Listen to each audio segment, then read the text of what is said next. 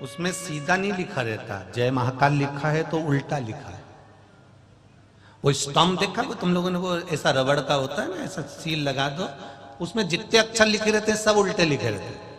बस उसको जो ठोका सीधा, पढ़ाई में सीधा आएगा पर उसमें लिखा उल्टा है।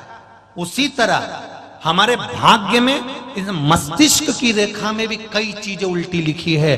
तेरे भाग्य में ये दुख लिखा है, तेरे भाग्य में ये तकलीफ लिखी है, तेरे भाग्य में ये रोग लिखा है, तेरी किस्मत में ये लिखा है।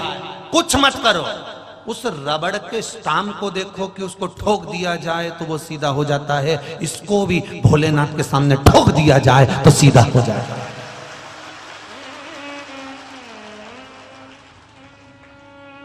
वो रबड़ के स्टाम्प पर उल्टा लिखा होता है पर सीधा ठोकने पर होता है। उसी तरह आप कभी दुख की घड़ी चल रही है, कभी समस्या चल रही है, तकलीफ चल रही है, रोग चल रहा है, बीमारी चल रही है, कष्ट बहुत है, तो उसके दरवाजे पर जाकर इस माथे को थोड़ा सा झुका लो।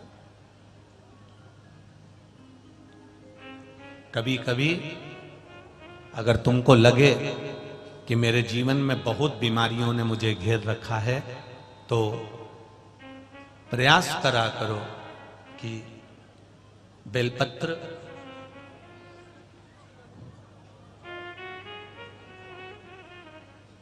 जो ये बेलपत्र होती है, इस बेलपत्र की जो ये डंडी होती है, इस बेलपत्र को अशोक सुंदरी वाली जो जगह होती है वहां पर इसका चढ़ाकर डंडी का जो भाग है वो शिवलिंग की ओर हो जाए, और यहीं से जल चढ़ाते चढ़ाते चढ़ाते चढ़ाते अशोक सुंदरी से जल चढ़ाते चढ़ाते ओमकार जैसा, ओमकार जब हम अशोक सुंदरी से चालू करेंगे तो वो जल पहले गणेश जी के पास जाएगा, फिर वापिस अशोक सुंदरी के पास आएगा, अशोक सुंदरी से कार्तिकेय के पास जाएगा, कार्तिकेय से महादेव के पास जाएगा। ऐसा ओमकार जैसा जल, जब तुम्हें लगे कि बीमारी बहुत घेर रखी है और बहुत बीमारी ने घेर लिया, कोई किडनी, कोई लीवर, कोई बहुत शरीर में कष्ट, कोई रोग बीमारी, या कहीं तुमको ऐसा लग रहा है कि मेरा गर्भ 20 साल हो गए, 22 साल हो गए, संतान नहीं, तब भी इस प्रयोग को जरूर करिएगा।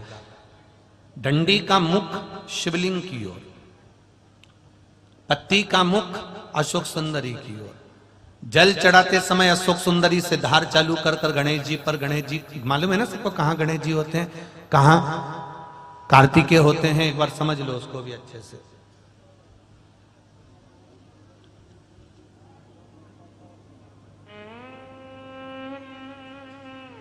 ये नीचे का गोल भाग, ये जल जाने का स्थान, ये शिवलिंग, बीच में जो मोटी सी लाइन होती है वो अशोक सुंदरी का स्थान है। शंकर जी के राइट में जहां से पानी नीचे गिरता है उसके कोने पर गणेश जी का स्थान, इधर कार्तिकेय का स्थान, ये शिवलिंग, ये जो गोल भाग है ये माता पार्वती जी का हस्त कमल है। ऊपर से जो बूंद बूंद जल कलश में से गिरता है वो शंकर भगवान की 5 लड़कियां, जया, विषहरा, शामरीवारी, दौतली और देव, ये शिव जी की 5 लड़कियां ऊपर से जल की बूंद गिराती हैं। हम जब भी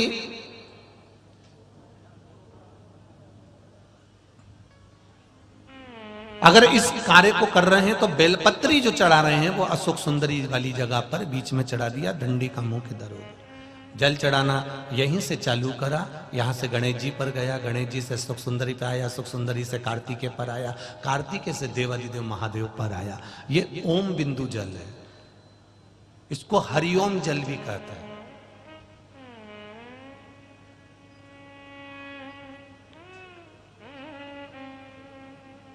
उज्जैन महाकाल में भगवान शंकर को सुबेरे सुबेरे सबसे पहला जो जल चढ़ता है वो हरिओम जल चढ़ता है।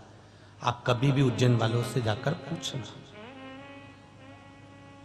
भस्म रमैया मंडल से पूछना, या उज्जैन के किसी एक व्यक्ति से पूछना, या वहां के पंडा जी से पूछना कि हरिओम जल कब चढ़ता है, तो वो कहेंगे सबसे पहला जल सुबह का हरिओम जल चढ़ता है। इसको हरिओम जल भी कहते हैं। ये रोग निवारण के लिए, कार्य सिद्धि के लिए होता है।